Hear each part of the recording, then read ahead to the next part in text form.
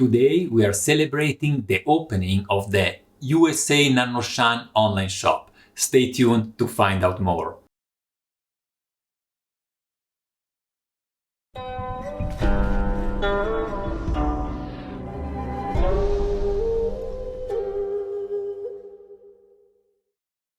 Hi guys, this is Gabriele from Nannuoshan, where we share the pleasure of drinking and discovering genuine farm tea. And today I am again with Brian. Hi Brian. Hi. After a long time. When was the last time we did a video together? It's been at least a year, right? Yeah, I think so. At least a year. I'm in Denver and you will discover very soon why, because today we would like actually to reveal the plan of the USA Nannuoshan shop. So we're really just a few weeks and the online shop will be up and running also in the US, not only Europe. And today we are here to drink some tea and to tell you a little bit more about this project. Brian, where to start? Shall we maybe start with the tea first? Yeah, it's a great place to start. So that's the cake, Brian. It is a Bulang. It is a Shu Pu'er. You're a Pu'er drinker, but later a Sheng. A lot of Sheng, yeah, not a lot of Shu. Yeah, that's right. But I do love Bulang. So this is really interesting. You like Bulang, okay. I like it spicy. It's always a really interesting mountain. Because, yeah, Bulang is, it has usually a very strong energy, right? You can't confuse it. A lot of mountains can get mixed up a little bit, but Bulang, you know it's Bulang. Quite strong. Yeah. And these actually, well, this tea is called Great Harmony. The Chinese, I mean, and I think that's what they wrote here. I cannot tell, but I think that's Great Harmony. And it is a cake from 2014. It is a gushu. Okay. Gushu don't come out That's that pretty often. rare, yeah. Yeah. And in fact, it's also relatively pricey. So let's find out if it's worth the money. Okay. Hey, and before we start, so you were telling me your preference for pu'er knives. We have two kinds of pu'er knives here. Yeah. So yes, we have two kinds of pu'er knife. We have a flat and wide one, and we have a thin needle, I would say. I personally prefer the thin needle because you tend to break less the leaves. But you were saying you prefer rather this one. Yeah, maybe because I'm clumsy. I feel like I'm going to stab myself. But what I like to do is I like to go in and try to split in the middle of the cake. And I find this one tends to split the leaves apart a little better for me. But it's interesting, you know, everybody has their preferences for tools and tea and everything else. And I know we are sourcing now two new pu'er needle. I think one is a bit thicker than the other. So hopefully, yeah, everyone will have his own choice. Yeah. So this cake, we said it is Bulang from 2014. It has been pressed in a Mengai tea factory that I visited, which is not too far from Bulang. So in Bulang, you don't have factories. So that's been pressed in that factory. That is, let's wait it. Oh, sure. It is in near Menghai and is, how do we do? In the guy one? Do you want to do the Yixing or? Oh, right. What do we do? Well, at least the waiting, we can do it there. Sure. Yeah. So that's a piece. Is it 0? It is now. Okay. How many grams do you want to do? 6? Okay, let's do 6. And as you see, it's already broken. Oh, okay. And why it's broken? It's broken because I already did a video about this cake with Dimitri in Berlin. And the audio was not recorded. So let's hope that today it is recorded. Yeah. So I know what to expect from this cake. And well, let's show the cake to the camera so that everyone can see that. I just get up. That's the cake. And yeah, a lot of buds all around. Yeah, so all the light color. It seems, I would say, not too heavily fermented. So it's not very, very dark. It's you can see still some shades of brown. Pretty tight compression though. Pretty tight, yeah. So I think especially for a tight compression cake, that's actually the better needle. If we tried with this one right now, that would tear it apart. All right, 5.6 grams. Oh, we're getting close there. And yeah, what do you like to use? Yixing teapot or Guy one? Might be more than 6. Yeah, we can go with the Yixing. Yeah, 7.87, but that sounds perfectly fine. So how much? 7.8. 7.8, okay. Yes, it's close enough to 6. That's very strong. I mean, the Yixing is also relatively, is a Shui Ping, is relatively large. And this is your Shu Yixing, or? It is. So I've had probably maybe 200 sessions of shoe out of this. Oh, so it's very well seasoned. Okay, so we have a seasoned shoe. Well, you drink mainly Sheng, and this has gone 200. Well, when I started out, I drank oolong, then I moved to Shu, and that's when I drank out of this teapot. And then I switched to Sheng a few years ago. So this hasn't gotten a lot of love in the last few years. Okay. But we'll certainly be tasting a lot of old Shu in here.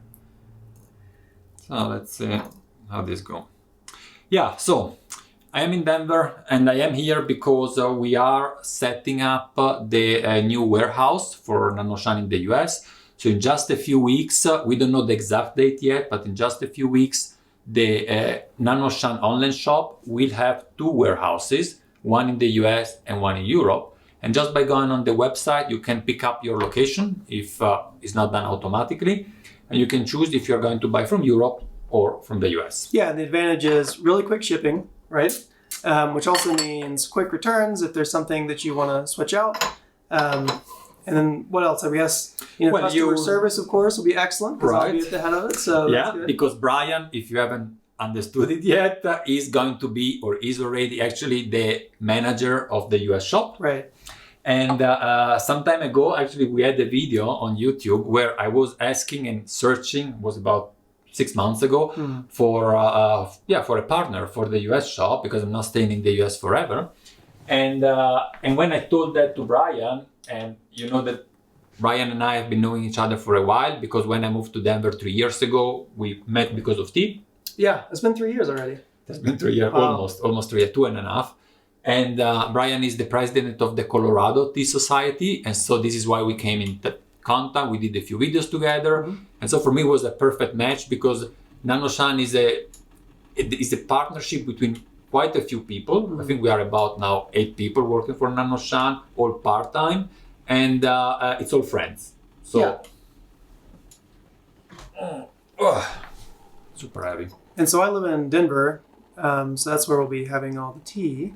Quite central in the States. Right, central, yep. Quick shipping anywhere in the central, but really anywhere in the States. It's not, one coast or the other. They'll get quicker shipping. And the climate of Denver is really interesting. So we're a high elevation, about 1 mile high in Pure Hill. I don't know how many meters it is. 1,600. 1,600. And it's very dry. So it's kind of like a steppe environment. Yeah, well, now it's very hot in these days. Yeah. Summer are hot in Denver. And the winters are really cold. So we get the best of both worlds. Okay, so let's try these. And at the beginning, we will have only tea offered on the online shop in the US, simply because we have to take it step by step. We felt it was overwhelming to send all at once tea and TEAWARE. So also the Brian, you can use about to this new activity, right? And we plan in 2022, next year, to also introduce then the TEAWARE in the US. And Brian, what should do our customer in the US if they want to buy TEAWARE?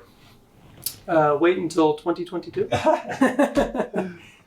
No, they can visit the EU shop. So you can still get product shipped over from Europe, and TEAWARE will be available on that shop. And then if you wait until 2022, you can certainly buy it from the US shop as well. But it should be we're going for a seamless environment. So definitely, yeah. So the European shop is still available for you, and if you don't find the product there, you can find it on the other side. Of course, you have to wait longer, especially now with COVID. Usually, without COVID, there is fairly cheap. Starting from just €5, so $5.50 shipment with airmail. And how quickly does that arrive? And that arrive within, depends on, maybe 1 week, 2 weeks. But now with COVID, is about 1-2 months. Oh yeah, okay. We have regular customer from the US ordering every week, and we tell them it takes longer. They order nonetheless, but with COVID, unfortunately, that's the situation. So it's not expensive, it just takes long. Oh, sure. Let's go for it. And some for the teapot, too. And now let's see this Bulang. We choose this Bulang today. Yesterday we packed a lot of tea. The first boxes of tea are arriving here. Actually, we have new tea from China that first arrived here in the US and not yet in Berlin in Europe. Oh, right. Yeah. Because in the US we can send single boxes out of China, while in the US we are waiting to collect all the tea and TEAWARE, and then we send everything together with the cargo to Berlin. And this year we have a lot new products. I can tell you in 7 years of Nannuoshan, 7.5, I have never bought so much tea and really? so many pieces of TEAWARE. Okay. Yeah. So we will have, I would say, definitely more than 100 new products coming over. 100 new products? Yeah. I mean, not all tea, a lot of TEAWARE, but yeah, it will take a while to put everything online. It's hot. Yes. So something interesting about Denver, since we're high elevation, the water only gets to about 93 degrees Celsius before it boils. So it's a soft steeping. Yeah, soft steeping. Might affect the tea a little bit. The liquor. So we have almost 8 grams of leaves, we said, inside here. And well, Brian, let me know your first thoughts. It's still unfolding, huh? Yeah, I'm still thinking. Still taking it all in.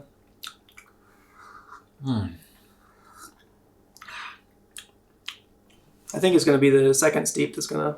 Yeah, we have to get the tea. The kettle coming out.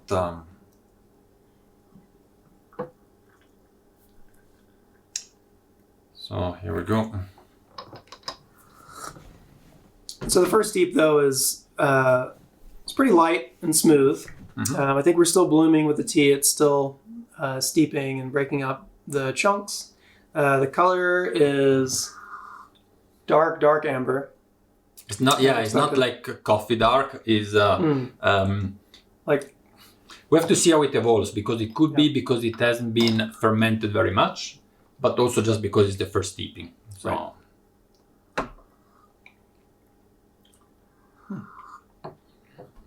And we will have, I think, 3 new Gushu coming up in the close future. So you will have the possibility to. So where are you finding Gushu Shu? Because that's really rare. These in this particular brand is a relatively big brand, but they have different factories around Yunnan.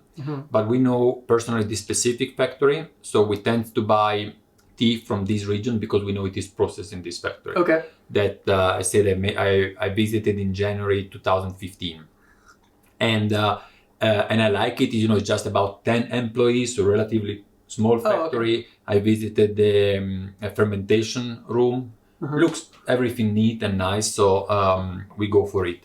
And is it a number of villages? I mean, is it all over the mountain? Is it a particular side of the mountain? So the factory itself is actually in between kind of between Nannuoshan and Menghai on the main road, and the leaves come from the mountain. So for example, these leaves were harvested in Bulang.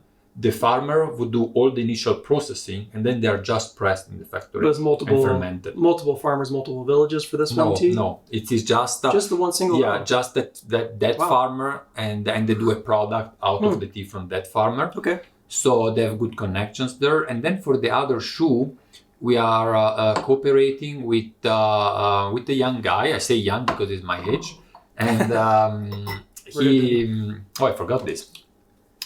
And he's in Linzang, so it's a different prefecture, different county, and he opened this factory that I mentioned already in some videos.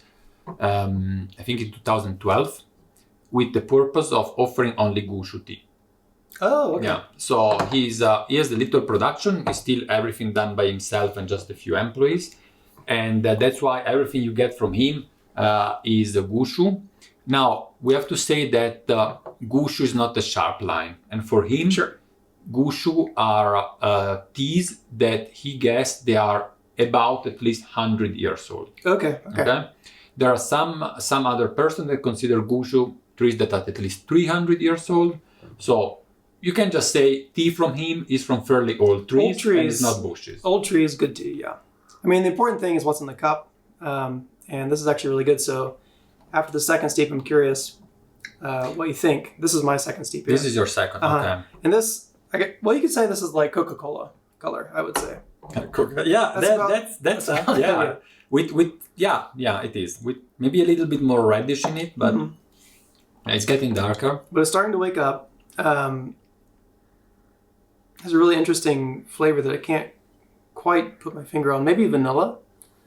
Oh, now that you say, yes, it has. I shouldn't have said anything. I should have waited until you. It's difficult. It's difficult. I even smell it. I think that's a good suggestion for Dimitri that will describe this tea. Dimitri, vanilla. Yeah, it has a vanilla touch. It's bitterness zero, completely nothing. Yeah, I don't absolutely. Like. It's extremely to my palate. It's extremely smooth. I said I know the tea already. Which is interesting because it's a Bulang. Right. Which normally you get that really punchy bitterness. And I think that's why they call it great harmony. Because it is extremely harmonious. Mellowed out bitterness. Yeah, that makes sense. And especially when you think about it being a 2014, right? If you had a 2014 Sheng Bulang, it would be pretty aggressive. But the fermentation does a lot, right? In the smoothing down the tea. And you can change so many parameters in the fermentation, from temperature, ventilation, how often you move your leaves. You can do anything between 1 month and 2 months of fermentation, changing drastically the level of fermentation. Do you know any detail on this one? How long it's been fermented, the piling No, method, they didn't say. They didn't say. I know it was pressed in December. Okay. So you can consider this was harvested in spring, done over the summer, it has been fermented, then probably they let it resting down, and then after the fall, they pressed it. Okay. But we don't know more detail than that. Yeah, and it's sort of proprietary, right? The farmer doesn't want to let his secrets out. Right. Or the factory doesn't. The factory in that case, they... we can put some more water, let's warm it up. Let's see how it goes. Yeah. So Brian, how I would say that Brian asked me before the video, what are we going to discuss? And actually I had no plan, so I couldn't really say. But now one thing popped up into my mind. You are just starting up this new activity for you, and I was wondering, what is for you more exciting, and what do you fear most? And just so you know, I didn't expect a pop quiz, so. What is most exciting is, as a consumer, you can collect so much tea, and I have, it's off camera, but I have a small fridge full of Pu'er, and then I have a fairly small box full of non-Sheng. Non-Sheng, Shu, or any other tea? Non-Sheng Pu'er. Oh, okay. It's just everything else. So fridge of Sheng Pu'er, box of not Sheng Pu'er. So what I get out of this opportunity is that I get to be around all kinds of tea. I don't have the kind of, not a lot of people don't have the kind of money where they just buy every, a sample available in the store, but essentially I'll have access to everything in the Nannuoshan shop. And it doesn't just say that, just Nannuoshan stuff, but all kinds of varieties I haven't tried before, open to anything. We have 2 yellow teas in the store. But we have how many oolongs? Maybe 40 or something. I don't know. Yeah, we have a lot. Yeah. And so I've been drinking tea for years, but even so, there's so many varieties that I'm just haven't had a chance to get yet. The excitement is even not so much related to the business, but to the yourself being able to taste. It's all about me. Yeah. It's all focused on myself. That's cool. So that's one thing, and then the other thing is building tea community, which is what I've been doing for the past 7 years, I guess, here in Colorado. U.S. tea community is still building, especially around premium teas. So being able to bring that to the country and to Canada and shipping that out to people, being an ambassador for the shop, that's all very exciting. Now for the scary part, it's kind of the same answer, right? A lot of teas I haven't tried yet that people are going to be asking advice about. and being an ambassador for a great tea shop are also really intimidating things because it's a lot of knowledge jumping into, and it's an established customer base I'm jumping into. So that's the scary part too. So scary, exciting, kind of two sides of the same coin. That's the point, because I've been sourcing all the tea for Nannuoshan, and in the past 2 years, because of COVID, we relied on some of our contacts in the country of origin. Okay. But since I've sourced all the teas, basically, it means I go to the country of origin, I select the tea, and I bring back home. I always have a story to tell because I know the tea, I've selected it, right? Yeah. But I understand your point. Jumping in a tea business where you have hundreds of tea actually, and we will definitely support you if you you I get feel supported. questions that. But 100 new items. Yeah. This year, right? So that's a lot of inventory even for you, much less somebody coming in fresh. So. Right, and a lot is TEAWARE. We have really many Ishin teapot that we've sourced now, and we will have to find out actually how to move everything over for the TEAWARE. But in the end, we thought, honestly, most of you guys source tea actually, which makes sense, right? If you have a teapot, you use for many teas, so you buy more teas than teapots. Sure. And so prior to starting this, I have 3 Yixing teapots, right? But I'll be stocking probably a lot more than that. Right. Yeah, for sure. And if you guys have any questions about the US shop, the European shop, how things work, which are similarities, differences, whatever you have, maybe things we haven't even thought about, please just write it in the description below and in the comments below, so that we know and we can address your questions. I said it's something very new to us. I believe I might be wrong, and I'm sure you guys know that I'm wrong, and you will write in the description below, in the comments below, give me some example. But I believe that among the high level tea shops, right? So I mean high level, not in terms of quantity, more in terms of quality, high-end tea. I think we will be the first tea shop having warehouses in both Europe and the US. I'm not sure, because there are others. There's not a lot of crossover between Europe and US. Right, there is between China and the US. Exactly. So there are tea shops which owners are in the country of origin, let's say China, and then they have maybe also a warehouse over in the US or over in Europe. Not sure about that, but it's difficult that you have you cover both continents, and this is something we are proud of. It's not that we feel we are large enough to do that. It just happened by chance actually, because I've been living now in the US for a little while, and probably without being here we wouldn't have even started, because it requires some support. So that's why I'm here today. Oh, sure. And it just happened as an opportunity, I would say. Do you have the dry cake over there? Yeah. I wanted to point out something. So, and maybe you can talk about this a little bit. So a lot of times when you get shu, it has that kind of fishy smell, which is not a good thing. This does not. But not only does it not, it doesn't have it at all. There's not even a hint of it. So what does that tell you? So when you were sourcing this cake or these leaves, and you got the aroma, which to me, I mean, it has that vanilla, and it has kind of almost like a black pepper or chili pepper background. But there's no kind of what I call forest floor, or swampy fishy is kind of the pejorative or negative way to say it. Or muddiness in it. Muddiness, yeah. So what does that mean to you? To me, it is, I would simply say clean processing. Right. And a good storage. So this tea, by the way, it has been stored, if I'm not wrong, I think I'm right, it has been stored actually in Guangzhou, in Guangdong. Oh, okay. Which, is it dry, is not dry, is in between. It really depends how you store your tea in Guangzhou. It is warm, depending where you put it, it can be dry, it can be wet, but that certainly was a fairly dry storage, I would say. Right. And this influenced the muddiness. The muddiness sometimes comes also later on, but in shu, it's true also in the fermentation.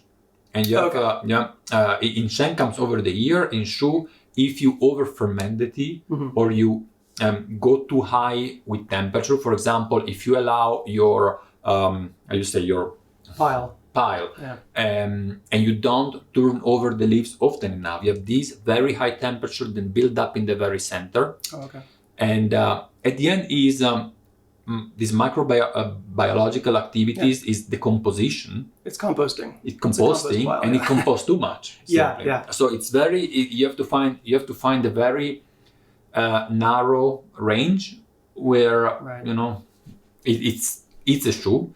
And by the way, what I tried also in their factory, I remember this. I was provoking a little bit the owner, and I was saying to you, you have a lot of shoe, but I really want to see how really a super top shoe tastes. I mean, something that I was telling him, something that you don't even sell because you have such little quantities. And he took out this loose shoe pu'er that I still have a tiny bit. Maybe I should find where it is and we should do a video about that. That was in fact only fermented for a month. So it was definitely a shoe, but still not too intense, and it was so good. So I have the tendency to think that I would prefer having shoe later on the low fermentation side. Sure, because it preserves more character of the leaf. Of the leaves, right? It's not just compost, but and it gives you more room for aging. Okay. In a way, yeah. But it's difficult to find. It's not so easy to find, let's say, half fermented shoe. And that's been my experience too. I don't know how to put this any other way, but it's easy to find bad shoe. Yeah. And it's really hard to find good shoe, and that turns me off a lot of times. But when you have a really good shoe like this, it reminds you that if you do it right, not just finding the right leaves, but actually doing the process correctly, you can make a really good tea.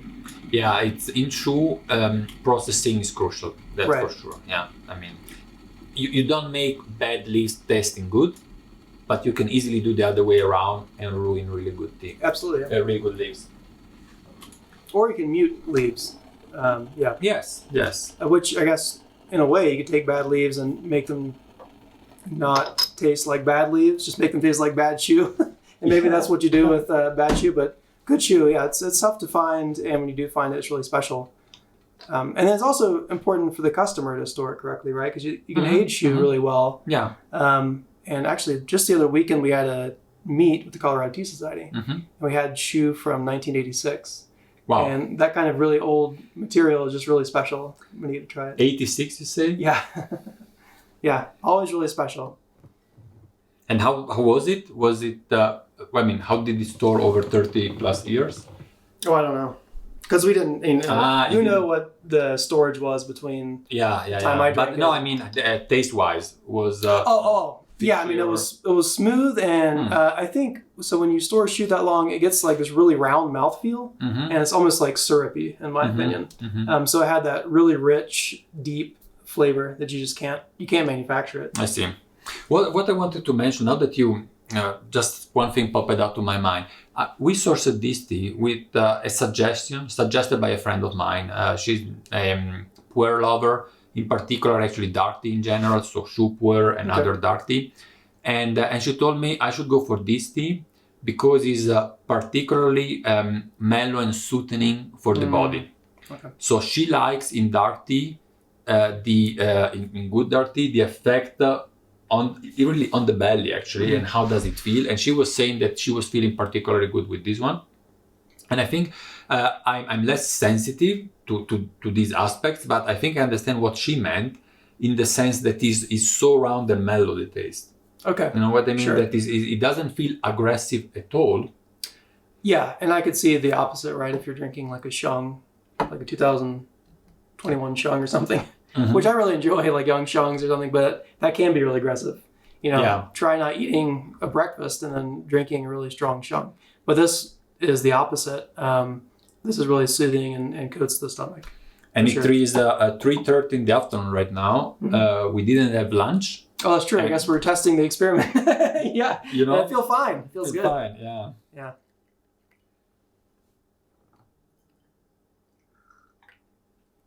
So these, at the beginning in the US, this tea will be available only in pouches because we have just that one cake that Brian will split up, and we will offer just small pouches so that you can get started with it. And then later on, we will order more and we will send it over from China. So at the beginning, you won't have the possibility to buy the whole cake. But honestly, if I would be you, I would not. I would first try it out, because we're speaking at the cake that probably would cost it cost 150 euros in Europe. So, I mean, how much dollar is that? 170, something like that. So it's fairly expensive. And I would never put all that money in a cake that I haven't tried. Sure. And the way I think about this is you're just getting a free aging, right, in China for free for a few months. Yeah. So pretty valuable right there. That's also the case. And it's also we have to jump into all these new, you may think, which are the problems, of opening a shop in the US.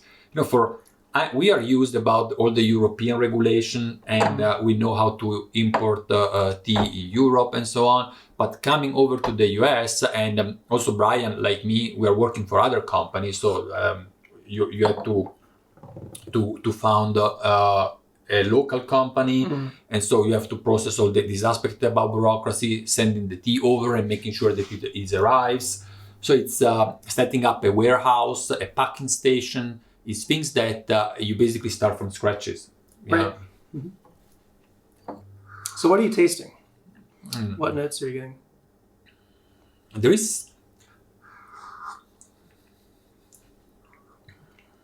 is something that I taste, but I will never come up with. Yeah, you can't say vanilla because I already said that. You have to. I know. It has a sweetness to it somehow. It is a fairly sweet shu.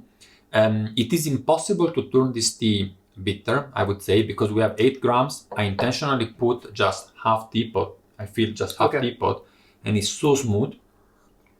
And taste-wise, it has some sweetness, but I cannot really help me.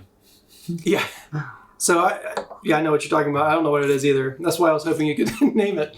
But I'm also getting a background of chili pepper, which is really interesting. But it's not spicy. It's not spicy, but it has the taste of the chili peppers. Yeah, it's really interesting. Yeah. Yeah, don't expect spiciness or a pungent tea at all. It's very, very round. But maybe what you say is also related to the body. It's warming up actually quite a bit. Maybe just because we turn off the air conditioning. But yeah, I mean, honestly, I would say vanilla ice cream is the main note. It's that like super creamy, sweet vanilla, but it has that background of, maybe it's black pepper, but there's some kind of like interesting little spicy note in the back. And it's probably the Bulang, like the underlying character, that really cuts through. And it's you always find association. I try always to find association like with kind of natural ingredients and so. But I remember once you mentioned that. I remember which tea tasted like Oreo cakes. Today's vanilla ice cream, and before today, what was about? We had the Luanguapien, and didn't you make an association there as well? So in America, we have a really popular combination of frozen vegetables, which is peas, carrots, and corn, and it tastes just like that, which is vegetal. But that's what I always think of as like green beans and corn and peas with a really kind of a fresh. Green tea. But yes, I get. Yeah, we had a little bit of Luanguapien this morning, which is just arrived from China, very fresh for this year. And we have to wait a little bit to put it online because it's not yet in Europe. And we would like to bring out, on one side, we would like to bring out the tea at the same time. But also, we rely on Dimitri back in Europe for describing the tea. And we have all the setup for taking the product pictures there. So just to give you some insight about the business, when you get the tea, you cannot just put it online that quickly. There are a few things you have to do. Yeah. Anyway, Brian, we won't finish to drink this tea in front of the camera because I think this will go on for another little while. So what steep is this? Is this 5? I've lost track. 5 or 4? I don't know. 5 or 4. I feel like we're not even fully mature into the steeps yet, which is really interesting. It hasn't diminished at all, so I'm actually really excited about this next steep. What do you do? Are you so? We had a little bit of conversation off camera about this, about Yixing. How do you describe what it adds to tea. So I would say that for this particular tea, I don't expect a major difference from the Ishin because it's already a very smooth tea. Okay. If you would go for a classical Bulang, even a Sheng, then I would expect that is smooth down a little bit those edges. Okay. Sometimes what happens also is, I mean, of course, sometimes you have this additional minerality that adds to it that might be nice if that's what you're searching. And sometimes it smooth down also some aspects of the taste. So for example, I wonder now, this vanilla note that we are tasting, would it be at the same level or maybe even more pronounced in a Gaiwan? Right. I would definitely not expect the other way around. We have one right here. We could try. We could try, right? But it's I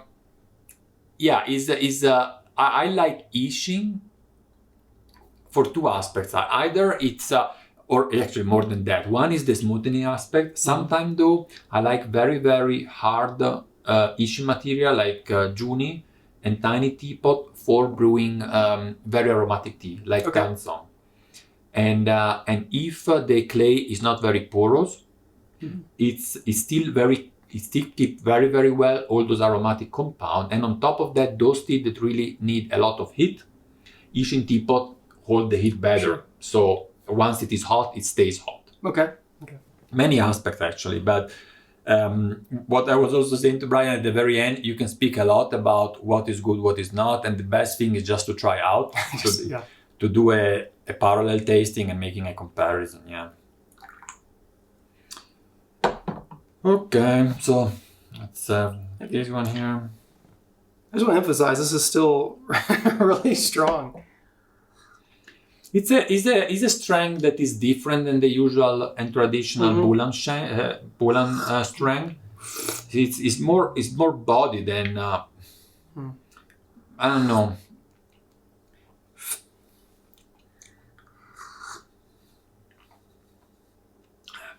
And which needle do you prefer, guys? The wide one or the thin one?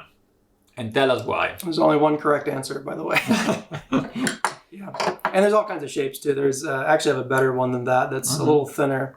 For me, when I get into a cake, what I do is I try to go directly into the edge, and then I kind of wiggle back and forth, and then I break off kind of top chunks and bottom chunks. I try to get, if I can, a little bit of both. Yeah, because they age differently, and then some people like inner and outer cake. Honestly, I just am not that good with a pu'er knife that I can get a little bit of inner cake, a little bit of outer cake, a little bit of top, bottom. But that's my goal. And with these, I always come extremely close to getting a new hand piercing every time I use one. So that's the other part. I'm just clumsy. I see.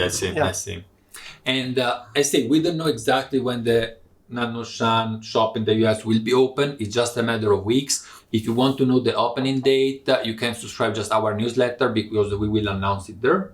And you find the link in the description below. And by doing so, you can just select USA so that we will receive only those newsletters that are really relevant for the US market. Okay. Say that, Brian. Well, I hope you have enjoyed watching this video. If you haven't done it yet, go ahead and subscribe our channel and don't forget to give us a thumbs up. Thanks a lot for watching, and get with us on our boat and let's start together this adventure in the US. Thanks. Bye, guys.